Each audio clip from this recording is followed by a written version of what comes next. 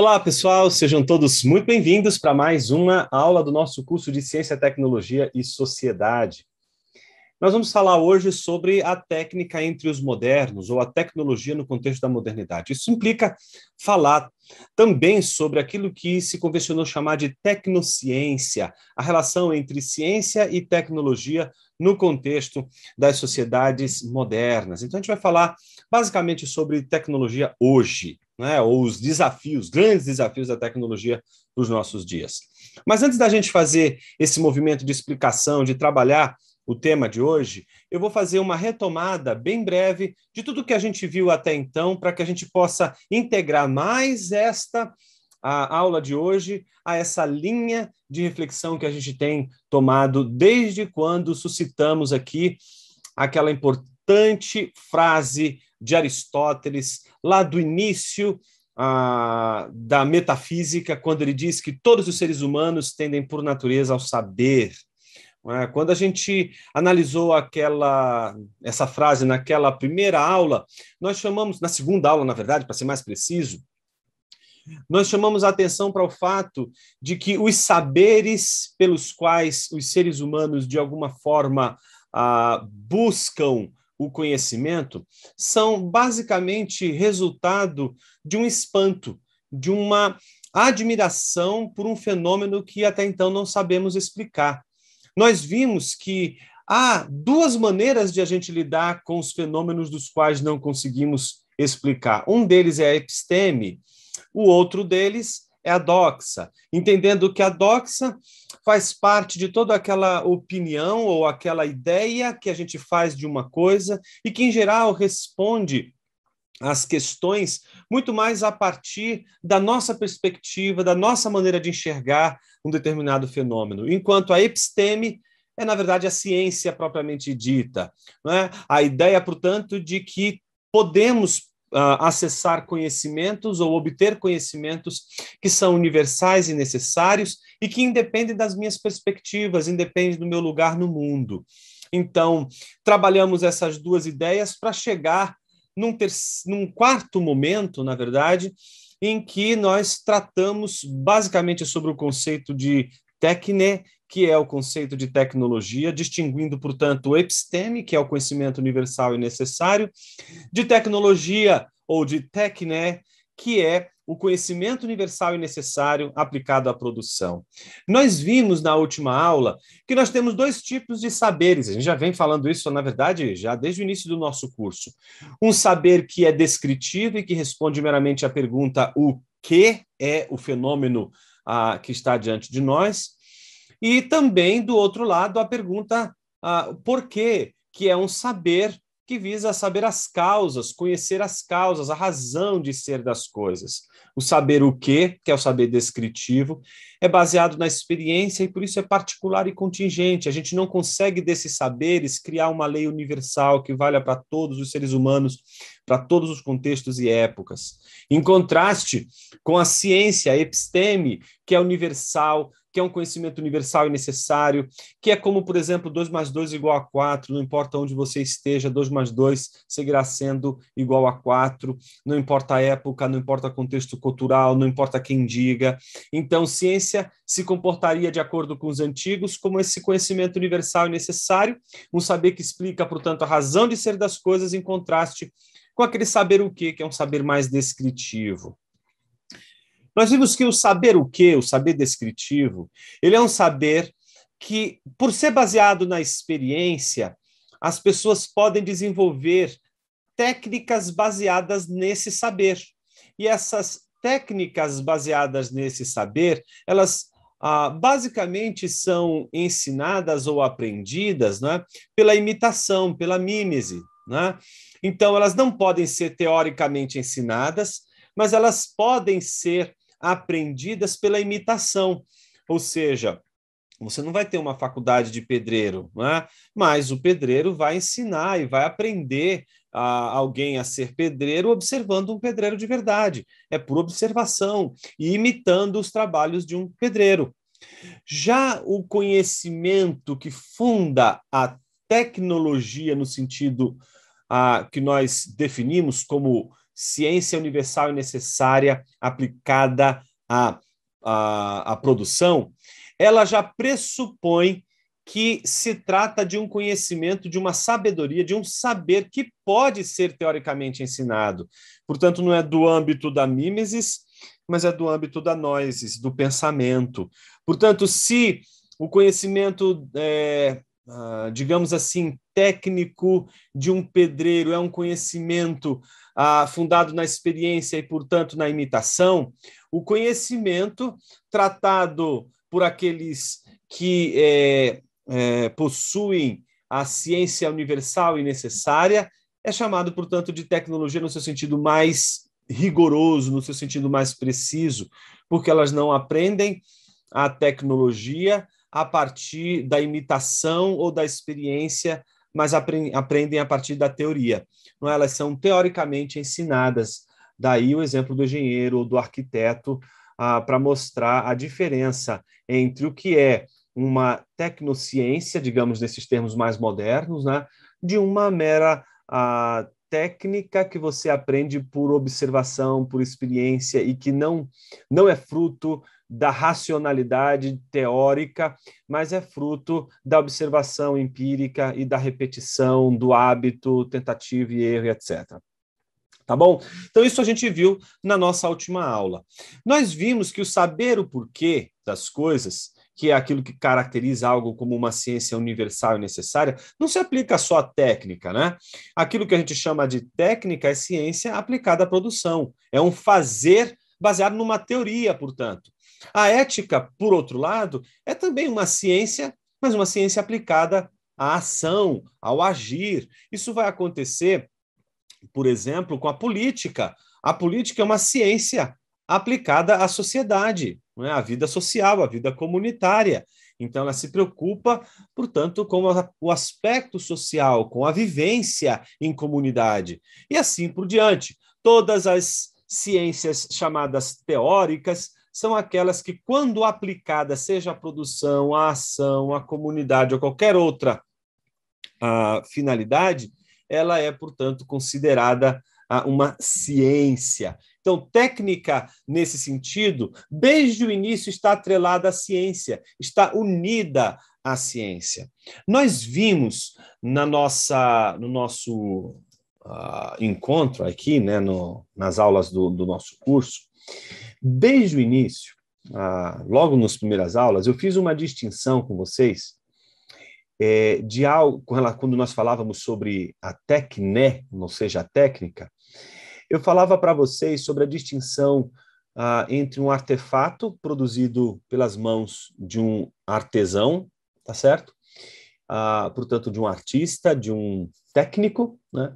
E um objeto da natureza, como, por exemplo, uma árvore, né? E aí eu fiz uma distinção com vocês e eu queria recordar, porque ela vai ser importante para a aula de hoje, né? A distinção entre esses objetos e os artefatos. Os objetos da natureza, eles são por natureza, como o próprio nome diz. Eles existem independente dos homens. Os seres humanos, eles não têm participação direta na natureza. A natureza, portanto, ela possui seus próprios objetos por natureza e não por convenção, criação ou coisa do gênero, como é o caso dos artefatos, né?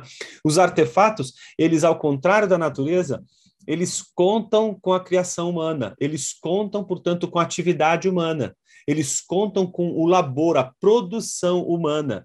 Ou seja, você não produz uma árvore, você pode cultivar uma árvore, você pode podar, você pode cuidar, mas você não pode fazer uma árvore, a não ser que seja uma escultura, uma imitação da árvore. Mas a árvore, o ente natural, o ser natural, nós não fazemos. Por isso não é um artefato, as coisas da natureza não são artefatos. Os artefatos são todas as outras coisas que não existem por natureza, mas que existem pelo labor humano, pelo trabalho e produção humana. Essa distinção que a gente fez lá atrás vai ser importante para a aula de hoje. Por quê? Ao longo de todo o desenvolvimento da relação entre ciência e técnica, e você já sabe que desde o início ciência e técnica andam juntos ao ponto de se distinguir o saber prático no sentido desse saber baseado na experiência e na observação e na imitação, daquele saber teórico, né, que é também uma produção, mas é uma produção baseada não na observação empírica, mas na teoria. Então, nós vimos que, desde o início, técnica, no seu sentido mais rigoroso, está atrelado, desde a sua origem, à ciência. Então, ciência e tecnologia andam juntos.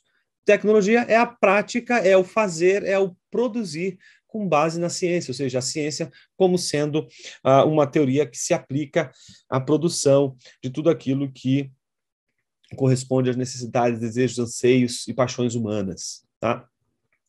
Eu fiz essa lembrança porque, ao longo da história da ciência e da tecnologia, a gente pode seguramente dizer que, desde o avanço das cidades até o surgimento das grandes metrópoles, etc., isso leva centenas e centenas de anos, né? Então, séculos a gente está falando aqui, né, de desenvolvimento tecnológico científico ou tecnocientífico, né, técnico e científico. Então, a gente fala de uma espécie de crença que esteve presente no contexto da vida humana, cuja natureza, por não ser resultado de um processo humano, de trabalho e labor humano, ela se tornou algo que escapou do horizonte de reflexão, no mínimo ética, dos seres humanos e das sociedades, sobretudo modernas. É como se a natureza fosse crescendo, ela se desenvolvesse e tivesse vida própria. E como ela não precisa do ser humano para ser, então é como se a natureza se tornasse e ocupasse o lugar de mera fonte de material, de matéria bruta para o labor, para o trabalho dos artefatos. O tema da aula de hoje é mostrar como a natureza foi tratada e considerada ao longo do tempo e como o tratamento que foi dado à natureza na sua relação com ciência e tecnologia trouxe implicações para os nossos dias. E aí eu queria voltar com vocês aos nossos slides, em especial a um slide que é o mais importante de hoje, que é aquele que eu gostaria de apresentar para vocês como sendo o grande tema da aula de hoje, o tópico que eu quero acrescentar à nossa reflexão. É um tópico que segue o pensamento desse importante filósofo chamado Hans Jonas. Ele viveu entre 1903 e 1993. Ele é de origem judeu, não é? Vivia como professor na Alemanha, mas diante do regime nazista ele saiu da Alemanha, foi primeiro para a Inglaterra e depois foi desenvolver os seus estudos, não é? E continuar a vida, não é? E que teve um papel importante, sobretudo nas discussões atuais sobre a relação entre tecnologia e ciência na modernidade. Ele escreveu, gente, 2 livros, eu queria indicar aqui para vocês um, são os 2 que são os fundamentos da nossa aula de hoje, né? Esse primeiro livro, que é Princípio, Responsabilidade, Ensaio de uma Ética para a Civilização Tecnológica, um belíssimo livro, talvez a obra mais importante dele sobre o assunto. E o outro são Ensaios Filosóficos da Crença Antiga ao Homem Tecnológico. A gente está se baseando também em ensaios deste livro para falar o que a gente vai falar hoje. Hans Jonas, ele se preocupou extremamente com a ameaça que a ciência e a tecnologia representaram para a humanidade por não ter limites. Por um lado, o que Hans Jonas se propunha não era demonizar a tecnologia nem a ciência, nem negar o fato de que ciência e tecnologia são extremamente importantes para o ser humano e para as sociedades modernas. Mas o que ele questionava era se não havia necessidade entre aqueles que estão envolvidos mais detidamente com ciência e tecnologia de longo impacto, de grande impacto, se não haveria de se pensar não em limites meramente, mas em uma espécie de ética, não é? que chamasse o homem para a responsabilidade com relação à natureza. E ele faz isso porque, diante dos avanços tecnológicos e científicos, ele percebe que há muitas vantagens, mas essas vantagens vêm acompanhadas também da sua desvantagem, tal como aquele famoso romance do Médico e o Monstro, a ciência e a tecnologia, como sendo algo que pode, ao mesmo tempo, nos ser benéficos, ao mesmo tempo podem ser maléficos. É só a gente lembrar não só da eugenia praticada, seja por Hitler, no contexto nazista da Alemanha, seja por os nórdicos, que mesmo contra o regime nazista adotavam perspectivas e, inclusive, fizeram movimentos eugênicos dentro do seu contexto. Não somente isso, a invenção das bombas, como a gente vê, a questão da bomba atômica, que trouxe uma experiência bastante amarga para Einstein, por exemplo, diante de toda essa discussão que envolvia e que depois foi mais forte ainda no contexto da Guerra Fria, enfim, diante da ameaça que Hiroshima, Nagasaki, o próprio Chernobyl e tantas outras experiências tecnocientíficas que ameaçavam a vida humana, ele começou a se perguntar se esse movimento todo não seria uma espécie de convocação para que aqueles que são detentores do pensamento fossem agora chamados à responsabilidade de não somente exortar, mas convocar a comunidade científica e tecnológica a uma reflexão sábia e responsável sobre os limites da ciência e da tecnologia. Então, o que o Hans Jonas apresentou como argumentos? Deixa eu compartilhar com vocês os pontos mais importantes. Ao todo são 5 e eu quero trabalhar esses 5 com vocês. O primeiro, ele faz um recorte que se aproxima muito do recorte que nós fizemos ao longo das últimas aulas, né? Mostrar que os antigos tinham uma maneira de conceber ciência, tinham uma maneira de conceber tecnologia e que concebiam a tecnologia, a ciência como artefatos humanos e que, portanto, não obedecia ao mesmo curso da natureza. Então, os antigos entendiam que a natureza está aí por si só, ela é como um ente que possui a autossubsistência. Então, em nenhum momento eles se perguntavam sobre o fim da natureza. Para os antigos, a pergunta, a natureza vai acabar, não faz o menor sentido, porque eles entendiam que ela nunca precisou do homem para existir, então ela vai permanecer independentemente dos seres humanos. Então, essa crença atravessa não só a antiguidade, eu me refiro aqui àquele momento do chamado da ilustração grega, que envolve não só os pré-socráticos, mas, sobretudo, Sócrates, Platão, Aristóteles, as escolas helênicas, o pensamento romano, não é? Greco-romano, e, portanto, toda a Idade Média, esse período todo. A natureza foi vista como algo independente do ser humano, o ser humano visto como a coroa de todo o universo e, portanto, o senhor da natureza. Ele, portanto, não deveria se preocupar com a natureza, mas deveria apenas explorar a natureza para que ela pudesse cumprir a sua missão, que é nada mais nada menos do que oferecer para os seres humanos os insumos que eles precisam para construir seus artefatos. O problema é que a modernidade levantou um problema muito sério, o problema de uma natureza que parecia até então inesgotável, indestrutível, é impossível impedir o desenvolvimento natural, a natureza vai encontrar sempre os seus meios, ela sempre vai subsistir. Ou seja, diante de um ceticismo com relação à indestrutibilidade da natureza, ou seja, diante da ameaça da natureza, justamente pelos avanços tecnológicos, científicos, Hans Jonas começou a levantar problemas muito sérios, como, por exemplo, a questão de não levarmos em consideração o fato de que a natureza precisa ser considerada também dentro do nosso pensamento e da nossa reflexão ética.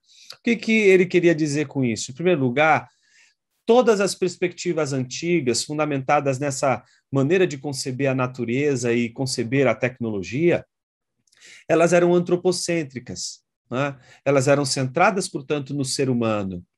E então o Hans Jonas mostra que a gente precisa de uma ética que ela não seja antropocêntrica, mas que ela não lide mais com o ser humano como senhor da natureza, mas como uma espécie de mordomo, como uma espécie de gestor, de alguém que vai cuidar da natureza e vai ter, portanto, uma responsabilidade de gestão da natureza, de cuidar da natureza. Portanto, de não tratar a natureza meramente como uma fonte de recursos e que a gente deveria meramente explorar sem ter nenhum cuidado, sem ter nenhuma responsabilidade. É aí que ele levanta coisas que são extraordinárias, como, por exemplo, relacionado sobretudo à questão do direito, o direito dos seres não humanos, né? O direito daquilo que a natureza é, ou seja, se a natureza ela possui um direito nesses termos, se a gente obstrui, né, esse direito, isso é um crime. Então, o crime contra a natureza, tipificado aí por Hans Jonas, só é possível numa sociedade que não é mais antropocêntrica, que entende que não só é detentor de direitos a pessoa, mas a natureza, por exemplo. Se isso vai encontrar fundamento ou não, essa é uma outra discussão. A discussão importante é que ele levanta o fato de que é necessário, seja a natureza portadora de um direito ou não, de que nós, pelo menos, sejamos responsáveis não só com relação ao que nós consumimos e produzimos hoje.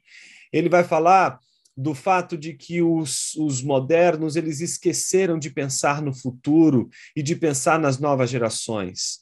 E que pensar, portanto, na natureza e trazer a natureza para as reflexões científicas e tecnológicas, ela impõe uma urgência de reflexão sobre critérios que limitem, inclusive, a maneira como a ciência e a tecnologia lidam com a natureza, de forma frugal, não, nada frugal, mas de forma absolutamente dissoluta, né? Mas que pudesse agora, a partir desses limites e desses critérios, repensar a natureza justamente pensando nas novas gerações, no futuro. Então, os pensadores e intelectuais são convocados, portanto, por Hans Jonas a pensarem a natureza dentro da sua reflexão sobre tecnologia e ciência. Por duas razões. A primeira razão, porque a responsabilidade nos torna, portanto, comprometidos. Enquanto não houver um comprometimento com a natureza, o princípio responsabilidade não pode ser vivenciado pelos modernos, por nós modernos.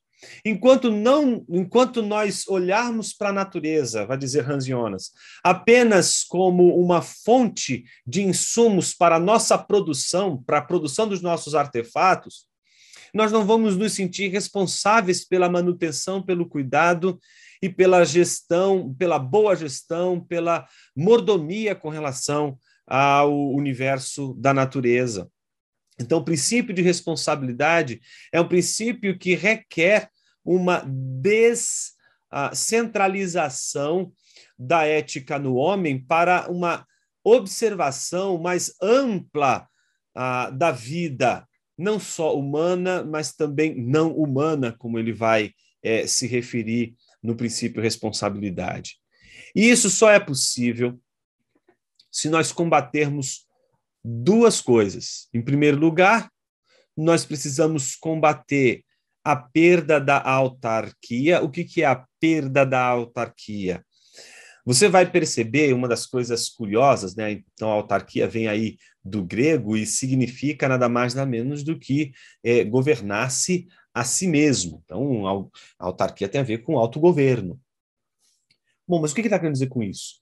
A tecnologia e a ciência aplicada à tecnologia nos nossos dias, ela visa não só o desenvolvimento do conhecimento, mas ela está também influenciada e sob influência, isso a gente vai ver mais para frente, depois, quando a gente estiver tratando sobre a relação entre ciência, tecnologia e sociedade, a gente vai ver que a ciência e a tecnologia não seguem uma agenda como os antigos pensavam, né? Uma agenda pautada meramente no conhecimento do universal e necessário. Ela obedece mecanismos portanto, de mercado, mecanismos que correspondem ao universo que nós vivemos, o universo econômico, por exemplo. Então, com base nisso, o Hans Jonas nota que nós somos o tempo todo despertados, né, pelos gatilhos da compra, o tempo todo de novas tecnologias. E essa busca por inovação o tempo todo e por novas tecnologias o tempo todo podem nos alienar, vai dizer Hans Jonas, no sentido de não nos tornarmos mais senhores de nós mesmos. Somos controlados agora pelos equipamentos, e se não tivermos esses novos equipamentos, e se não tivermos essas novas tecnologias, então nós não seremos felizes, não teremos prazer, nós perderemos a nossa identidade e uma série de outras coisas que envolvem essa dependência ou codependência da inovação tecnológica. Então, a primeira coisa que o Hans Jonas tenta convencer é de que esse tropismo prometeico do ser humano, né, de acreditar que a felicidade está na inovação, na tecnologia, e que as novas tecnologias vão resolver os problemas mais fundamentais do ser humano, ele é extremamente cético com relação a isso. É você dar e exigir da ciência e da tecnologia o que elas, por natureza, não foram destinadas a oferecer. Então, é como se nós estivéssemos apostando a salvação ou a redenção que os antigos e medievais apontavam nas divindades, né, em Deus ou nos deuses, agora estivéssemos apontando essa expectativa na ciência e na tecnologia. Então, Hans Jonas ele vai dizer exatamente o seguinte: talvez seja a hora de nós pensarmos essa codependência que nós temos dos avanços tecnológicos a fim de termos mais autonomia em relação a esses movimentos de gatilho do universo de inovação tecnológica. A segunda, digamos assim, situação ou tentação, se pudéssemos dizer nesses termos, que o Hans Jonas diz que nós precisamos aprender a lutar como modernos, diz respeito ao delírio de onipotência. Ora, o que é onipotência? Como o nome diz, né? Oni é tudo, né? Todo potência de poder, né? O todo poder, né? O delírio de onipotência é aquele delírio que faz com que a humanidade, no seu contexto atual, se ache tão poderosa, que ela acaba criando aquela expectativa, não é, de que a ciência e a tecnologia vão resolver todos os problemas da humanidade. Então, esse delírio de onipotência que tem feito instituições, não é, gastarem rios e fortunas em pesquisa que não visa, às vezes, o conhecimento como os antigos queriam meramente, mas visa justamente responder a um mercado, a uma necessidade, a uma questão que não seria, do ponto de vista dos valores tidos como supremos, de acordo com aquelas famosas tábuas de virtudes cardeais dos antigos, né? Esse tipo de paixão, ela seria, portanto, para Hans Jonas algo bastante redutor daquilo que se espera do ser humano, que diante da natureza, diante de si mesmo e diante da realidade que o cerca, com todas as suas vicissitudes, com todos os seus problemas, não esperar que esses problemas sejam resolvidos por uma espécie de triunfalismo da ciência e da tecnologia que chegaria como um príncipe encantado e nos resgataria lá do topo do castelo de nossa falência por não conseguirmos obter aquilo que nós desejamos. Não, então, o que o Hans Jonas tenta descrever na sua avaliação dos modernos com relação à ciência e tecnologia é de que esse delírio de onipotência criou uma espécie de otimismo exagerado. Ou seja, ele vai dizer com todas as letras o tempo todo: qualquer civilização que nega ciência e tecnologia, ela não vai ser uma civilização mais justa, uma civilização melhor, ela vai ser uma civilização pior. Precisamos de ciência, precisamos de tecnologia. O problema que Hans Jonas vai dizer é que nós também precisamos da natureza. e o nosso afã por buscar resolver os problemas da nossa vida interior, nos mais diversos aspectos, né? Ela é tão poderosa, que a gente acaba esquecendo que a gente pode comprometer justamente as novas gerações e a fonte de todo o nosso trabalho e de toda a nossa produção. Então, a exortação máxima de Hans Jonas para os modernos é que eles recuperem, diante do esquecimento da natureza, um respeito pela natureza que vem acompanhado de uma ética responsável, de uma maneira de lidar com a tecnologia que seja responsável. Ou seja, Hans Jonas não está dizendo, e nem condenando, e nem negando que a gente deva usar a ciência e tecnologia para o nosso conforto, para os nossos benefícios mais incríveis, das mais diversas ordens, desde as paixões triviais àquelas que são as mais sublimes. O que Hans Jonas está dizendo é que a gente não pode ser irresponsável com as novas gerações e não podemos ser omissos com relação à responsabilidade que todos os seres humanos têm diante da natureza, não como senhores dela, mas como mordomos dessa natureza. Esse é o tema da nossa aula de hoje. Mais um passo nós demos aqui para analisar a relação entre ciência e tecnologia, e hoje, mais especificamente, a ciência e a tecnologia no contexto da modernidade e o grande desafio que nos impõe, que é a questão da natureza.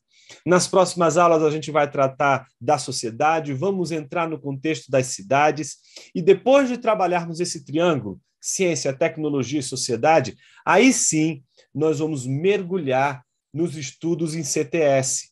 Os estudos em ciência, tecnologia e sociedade são estudos que apresentam uma reflexão que relaciona essas três instâncias: ciência, tecnologia e sociedade. E nesses estudos nós vamos encontrar algumas conclusões, as quais nós vamos analisar e, então, no final do curso, formar uma visão de CTS que seja uma visão clara o suficiente para que possamos entender não só os seus objetivos, os seus métodos, mas também entender qual é a sua missão.